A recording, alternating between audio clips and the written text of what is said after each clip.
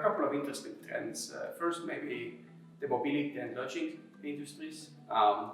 Those guys need to lower their operation costs, and they need to build more interfaces between their end user and themselves in a way that have never done before. So there are lots of new use cases, but also earlier use cases that used to be physical, now moving into the virtual world. So I'm seeing the continuous trend in the mobility sector, where people have access to sharing economy, and also in the lodging sector or the hotel industry, where traditional hotels need to rethink their way of business, because sharing economy is still booming and continues to boom. And everything has to be pretty much contactless. It's not only because of pandemic, but it's also because of efficiency.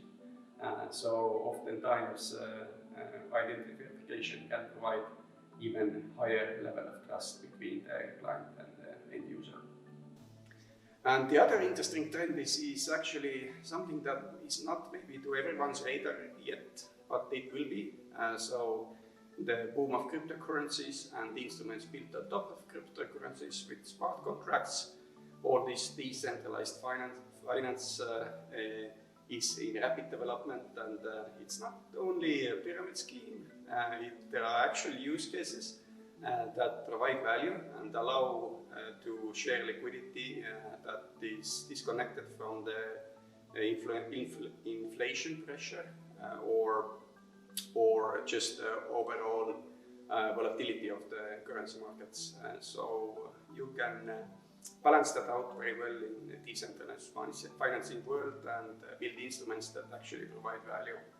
So I think the entry barriers will be lower, and more people get into this, which means that it will grow. And if there is more liquidity, then there are bigger returns as well.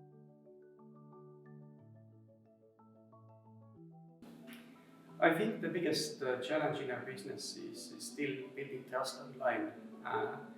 Remote identity verification or online identity verification is definitely here to stay, but it doesn't feel yet so natural when you're doing some transaction, all of a sudden you're asked your ID card or passport. So I feel that in 2021 it will be part of our lives in a way that almost like when you show your driver's license to the policeman when it stops you. I believe that there is still work to do to make that flow more easy, faster, and real time for end users.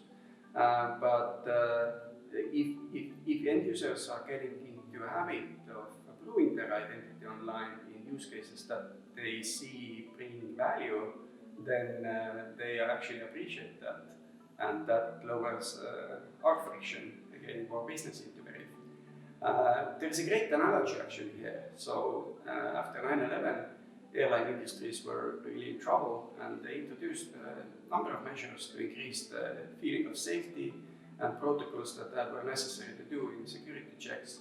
So after that, the industry has grown multiple times, and we have all got into using an airplane as a transport method even in the short hauls.